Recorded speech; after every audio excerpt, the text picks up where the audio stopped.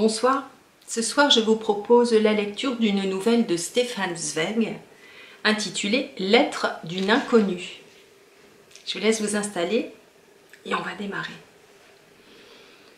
Quand au petit matin, R, l'écrivain bien connu, revint à Vienne après une excursion tonifiante de 3 jours en montagne et qu'il acheta un journal à la gare, il se souvint, sitôt qu'il survola la date du regard, que c'était le jour de son anniversaire. 41 ans, récapitula-t-il, sans que cette constatation ne lui fasse ni chaud ni froid. Il tourna les pages dans un bruit continu de papier froissé et prit un taxi pour rentrer chez lui. Son domestique l'informa qu'il avait reçu 2 visites au cours de son absence, ainsi que quelques coups de téléphone, puis lui remit le plateau où le courrier avait été déposé par ses soins. L'esprit ailleurs, R le passa en revue, ouvrit 2 lettres dont le nom de l'expéditeur retenait son attention, décida cependant de décacheter plus tard une enveloppe dont l'écriture lui était inconnue et le contenu volumineux. Le thé servi, il s'installa confortablement dans son fauteuil, feuilleta de nouveau son journal, survola des imprimés, alluma ensuite un cigare et s'intéressa enfin à l'enveloppe qu'il avait mise de côté. Il découvrit 2 douzaines de feuilles volantes griffonnées en hâte, dont l'écriture féminine et tourmentée lui était inconnue. Un manuscrit plutôt qu'une simple missive. Machinalement, il palpa de nouveau l'enveloppe dans le cas où il aurait oublié d'en retirer un mot d'accompagnement. Mais elle était vide et ne révélait, comme les feuillets, ni l'adresse ni la signature de l'expéditeur. Comme c'est étrange, songea-t-il. « À toi qui ne m'as jamais connu ». Cet en-tête, peut-être un titre, retentissait comme un appel. Il interrompit sa lecture pour réfléchir. Ces mots lui étaient-ils adressés ou l'étaient-ils à quelque personnage imaginaire? Sa curiosité soudain éveillée, il commença à lire. « Mon enfant est mort hier. 3 jours et 3 nuits, j'ai lutté contre la mort pour la vie de mon doux petit. 40 heures durant, je l'ai veillé, impuissante devant la grippe et la fièvre qui secouait de frissons ses membres brûlants. Jour et nuit, j'ai rafraîchi son front en feu à l'aide de compresses froides. Jour et nuit, j'ai serré dans mes mains les siennes, petites, fébriles, avant de m'effondrer le 3e soir. Mes yeux ne tenaient plus ouverts, mes yeux se fermaient tout seuls. J'ai dormi 3 heures, peut-être 4, sur une chaise inconfortable, et la mort a profité de mon sommeil pour l'emporter. Désormais, mon tout petit, gît sur son lit, à jamais figé dans la posture où la mort l'a pris. On a juste baissé les paupières sur ses prunelles sombres autrefois si espiègles, on lui a croisé les mains sur sa chemise blanche, et autour de son lit brûlent désormais 4 cierges. Je n'ose pas le regarder, je n'ose pas non plus bouger, car de leurs flammes parfois vacillantes surgissent des ombres furtives, qui passent sur son visage et glissent sur sa bouche close. Alors ses traits semblent reprendre vie, alors j'ai l'impression qu'il vit, qu'il va se réveiller, m'adresser quelques paroles tendres et enfantines de sa petite voix claire. Pourtant, je sais bien que mon enfant est mort. Je ne veux plus regarder, espérer de nouveau, et de nouveau être déçu dans mes espérances. Je le sais. Oh oui, je sais que mon enfant est mort hier. Désormais, je n'ai plus que toi en ce monde, toi qui pourtant ne sais rien de moi. Toi, l'insoucieux qui, en ce moment sans doute, joue et jouit des choses de la vie et d'autrui. Toi qui ne m'as jamais connu. Toi que j'ai toujours aimé. J'ai pris le 5e cierge et l'ai posé sur la table où je t'écris maintenant.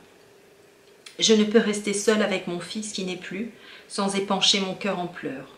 Et à qui me confier en ces heures terribles, sinon à toi, ma vie autrefois et aujourd'hui encore. Suis-je cohérente? Intelligible? Je ne sais pas.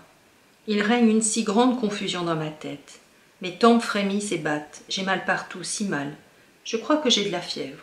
Ai-je moi aussi été contaminée par cette grippe qui se répand comme une traînée de poudre partout dans Vienne?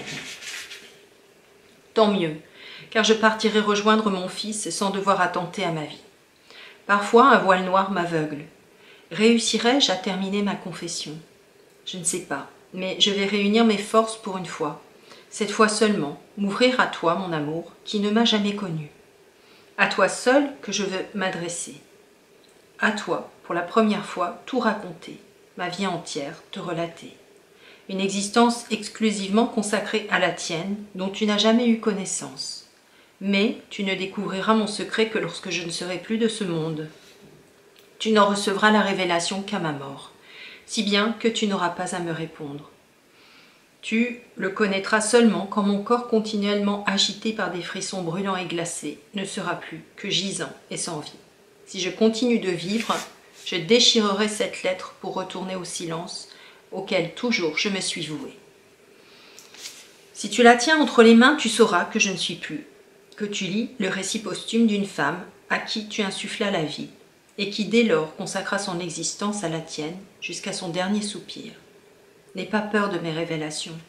Maintenant que je suis morte et immatérielle, je ne désire plus ni amour, compassion ou consolation. Tout ce que je te demande, c'est de croire à cette confession dont mon cœur, en pleurs, te dévoile le secret. Crois-moi sur parole, c'est ma seule prière. Quelle mère mentirait devant le corps de son unique enfant? C'est ma vie entière que je vais te divulguer, une vie qui, en vérité, commença dès le jour où je te connus.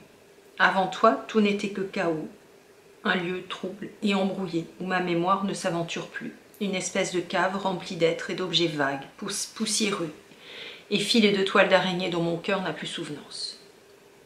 Lorsque tu m'as paru, j'avais 13 ans. J'habitais dans cet immeuble où tu vis toujours, où tu lis cette lettre, mon dernier souffle de vie. J'habitais sur le même palier que toi, ton appartement était juste en face du nôtre. Sans doute ne te souviens-tu plus de nous, de la veuve pauvre d'un conseiller des finances, ma mère portait toujours le deuil, et de sa fille, une adolescente maigre. Nous étions très discrètes, comme confinées dans notre indigence petite bourgeoise. Peut-être n'as-tu jamais connu notre nom de famille, car nous n'avions même pas de plaque sur notre porte. Personne ne venait nous rendre visite. Personne ne nous demandait. C'était il y a bien longtemps. C'était il y a 15 ou 16 ans. Comment t'en souviendrais-tu, mon amour? Mais moi, oh, comme j'ai gardé avec passion le souvenir des plus petits détails de ces temps-là. Aujourd'hui encore, je revois comme si c'était hier le jour, que dis-je, l'heure où pour la première fois j'entendis parler de toi et où mes yeux se posèrent sur toi. N'est-ce pas dans la logique des choses, puisque tu fus pour moi l'origine du monde? Permets-moi de tout te raconter depuis le début, mon amour. Toute ma vie, je t'ai inlassablement aimé, alors je puis bien solliciter un quart d'heure de ton attention sans que tu en éprouves de la lassitude. Avant que tu n'emménages dans notre immeuble, une famille abjecte, hargneuse et querelleuse occupait ton ancien appartement.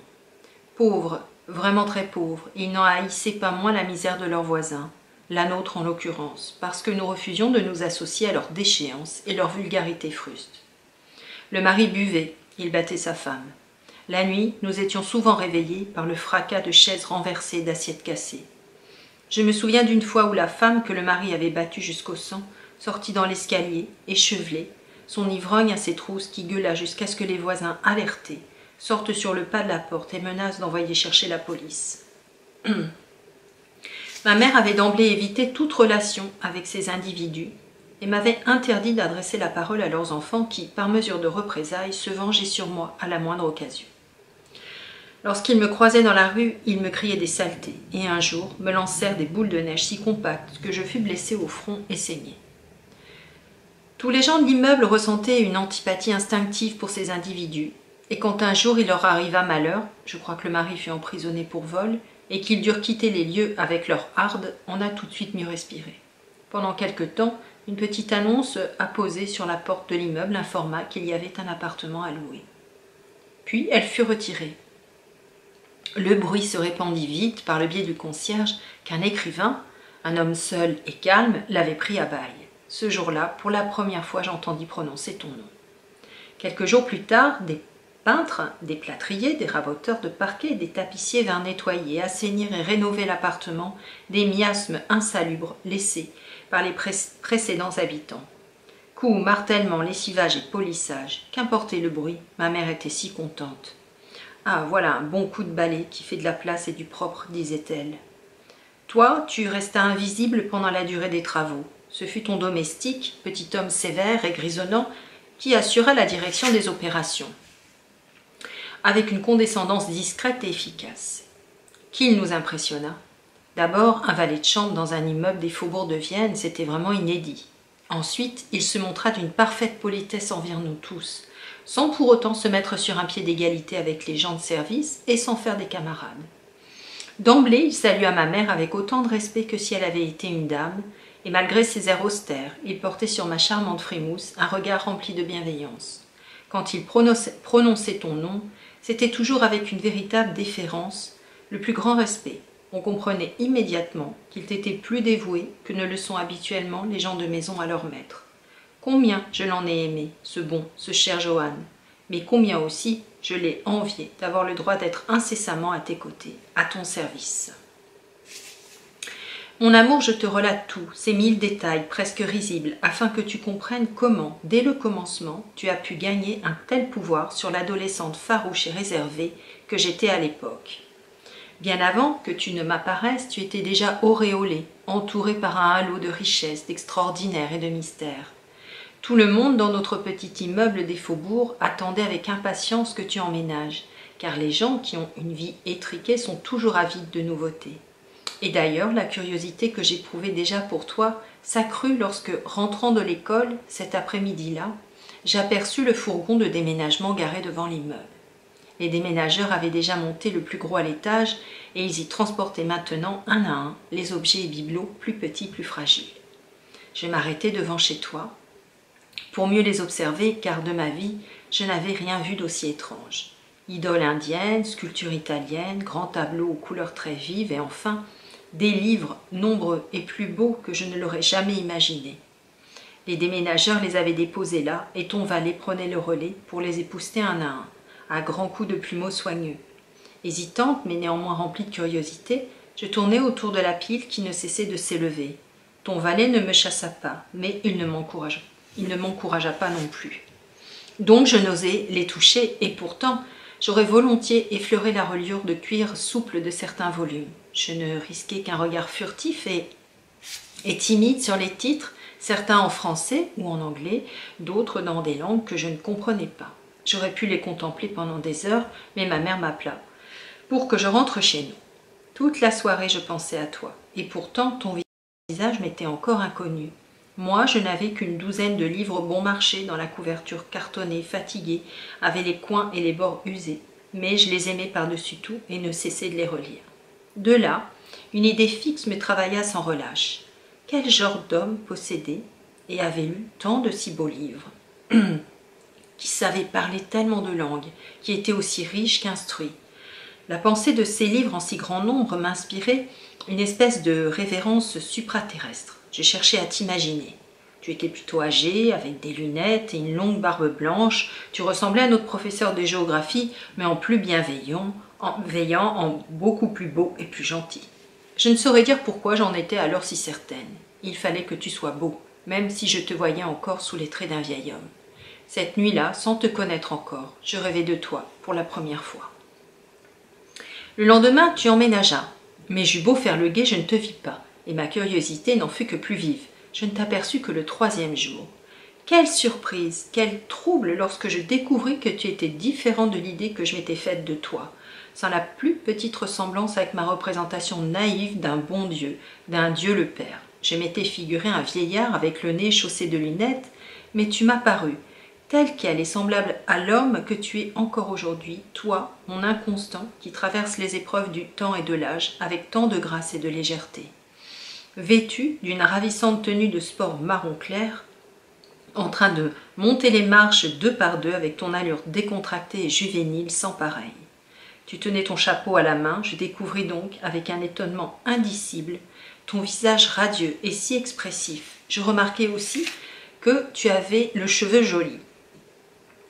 C'est bien vrai, je fus saisie de surprise lorsque je constatai combien tu étais jeune, beau, mince, agile et élégant. Mais sais-tu ce qui est le plus étrange? Sitôt que je te vis, je compris distinctement ce que moi, les autres, nous percevons comme de si singulier chez toi et qui ne lasse pas de nous prendre au dépourvu. Tu es un être double. D'un côté, jeune homme fougueux, léger, prêt à l'aventure, au jeu, et de l'autre, écrivain, sévère à l'extrême dans l'exercice de son art, consciencieux, infiniment cultivé et érudit. Inconsciemment, je compris comme d'ailleurs tes proches et tes connaissances, que ta vie était à double facette. L'une lumineuse, ouverte et tournée vers le monde, et l'autre obscure, de toi seul connu. Et moi, du haut de mes 13 ans, moi, l'adolescente aussitôt foudroyée, ravie et sous le charme, je ressentis cette profonde dualité, le secret de ton existence. Comprends-tu mieux maintenant quel miracle, quel mystère irrésistible tu représentas à mes yeux, mon amour?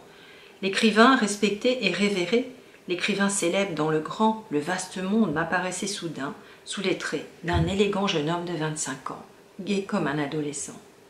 Est-il nécessaire de te préciser qu'à partir de ce jour, rien ni personne dans ma petite vie médiocre et dans notre immeuble ne fut plus important que toi? Je fus consacré à ton existence et à ta vie, avec cet entêtement, cette obsession lancinante propre à une fille de 13 ans. L'œil sans cesse aux aguets, je t'observais, j'épiais tes habitudes et scrutais les gens que tu recevais chez toi. Cette activité de tous les instants décuplée, au lieu de l'amoindrir la curiosité que je ressentais envers toi, car ta nature double se réfléchissait dans la diversité de tes visites. Il y avait des jeunes gens, tes camarades avec lesquels tu riais et te montrais exubérant, et puis des étudiants en guenilles, et sans cesse des dames, des femmes émancipées au volant de leur automobile. Une fois, je reconnus même le directeur de l'opéra, le grand chef d'orchestre que je n'avais admiré que de loin à son pupitre. Et toujours, de petites jeunes filles qui apprenaient le secrétariat à l'école pratique de commerce et qui, intimidées, franchissaient le seuil de ton appartement d'un pas vif et silencieux. Oui, il y avait des femmes, beaucoup, mais je ne me posais pas de questions et ne m'interrogeais pas davantage lorsqu'un beau matin, partant à l'école, j'aperçus une dame sortir de chez toi, le visage et les cheveux cachés sous une épaisse voilette. Je n'avais que 13 ans. Je n'étais plus une enfant, je n'étais pas encore une femme, et je ne savais pas que l'ardente curiosité avec laquelle je te guettais et te surveillais était déjà de l'amour. En revanche, mon aimé, je me souviens encore très exactement de l'heure et du jour où je me consacrais définitivement à toi. Je rentrais à la maison après avoir fait une petite promenade avec une camarade de classe et nous discutions en bas de l'immeuble. Arriva une auto. À peine se fut-elle arrêtée que tu bondis du marchepied avec cette impétuosité, cette agilité qui, aujourd'hui encore, me séduisent toujours autant. Puis tu te dirigeas vers l'entrée. J'éprouvais l'impérieux désir de t'ouvrir la porte, mais dans mon élan, je te coupai la route et nous faillîmes nous cogner. Tu me jetas ton regard chaleureux, doux et enveloppant comme une caresse. Tu m'adressas un sourire tendre, oui c'est le mot, tendre. Et puis tu me dis, dans un murmure, d'un ton presque complice, « Merci beaucoup, mademoiselle. » Ce fut tout. Mon amour, mais sitôt. Ce fut tout, mon amour, mais sitôt que je croisai ce regard de velours, je fus à toi. J'ai appris plus tard que tu lançais ce regard de séducteur né qui vous embrasse et vous magnétise, vous enveloppe, mais aussi vous déshabille, à chaque femme qui te frôlait, à chaque demoiselle de magasin qui te servait, à chaque soubrette qui t'ouvrait. J'eus au fait de découvrir que tu n'en avais pas plus conscience que l'on est conscient d'un élan de sa volonté ou de l'impulsion d'un désir, et que c'est ta tendresse spontanée envers le beau sexe qui rendait naturellement ta prunelle caressante et chaleureuse. Oui, mais moi, je n'avais que 13 ans, je n'en savais rien, et fus plongée dans le feu de l'extase. Je crus que cet éclair de tendresse n'était destiné qu'à moi seule, et à cette seconde, la femme s'éveilla en l'adolescente, et cette jeune femme te fut consacrée. Qui était-ce? Interrogea mon ami. Ma réponse tarda à venir. Prononcer ton nom m'était impossible. Déjà, dès lors, il m'était sacré. Il était devenu mon secret. Oh, c'est juste quelqu'un qui habite dans notre immeuble, bredouillai-je avec maladresse. Ah bon? Alors je me demande pourquoi tu as autant rougi quand il t'a regardé, répliqua ma camarade que la curiosité rendait malicieuse. Piqué au vif par sa boutade qui perçait mon secret, je sentis le feu remonter à mes joues et les enflammer. L'embarras me rendit désagréable. Espèce d'idiote, lançai-je avec force. Entre nous, je l'aurais volontiers étranglée, mais elle éclata d'un rire narquois qui fit monter à mes yeux des larmes de colère impuissante. Je la plantai là et montai chez moi. Oui, dès lors, je t'ai aimé. Homme choyé, comblé, combien de fois les femmes t'ont répété ces mots d'amour, mais crois-moi, aucune d'elles ne t'a aimé avec autant d'humilité, d'abnégation et de dévotion que moi. Moi qui fus tienne, moi qui toute ma vie le restai, car rien ici-bas ne peut se comparer à l'amour secret d'une adolescente de l'ombre parce qu'il est plus désespéré, humble, déférent et ardent que ne le sera jamais l'amour charnel et exigeant d'une femme dans la fleur de l'âge. Seules les toutes jeunes filles solitaires peuvent contenir l'intensité de leur passion, les autres étalent leurs sentiments à qui veut les entendre et les flétrissent par leurs confidences. Les autres ont beaucoup lu sur l'amour, elles en ont aussi beaucoup entendu parler, savent que c'est notre lot commun à tous.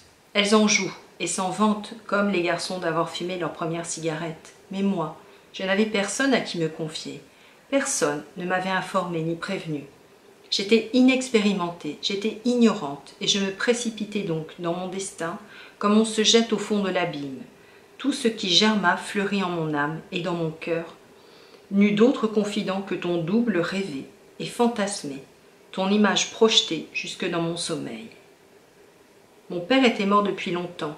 La tristesse et la dépression de ma mère, ainsi que ses sempiternelles angoisses de retraitée, me laissaient froide. Quant aux filles de mon école déjà délurées, elles me dégoûtaient parce qu'elles s'amusaient avec une grande légèreté de ce que je considérais comme la passion absolue. Et c'est pourquoi, au lieu de me fragmenter et de m'éparpiller, je me ramassai sur moi et consacrai tout mon être pétri et soulevé d'une continuelle impatience à toi.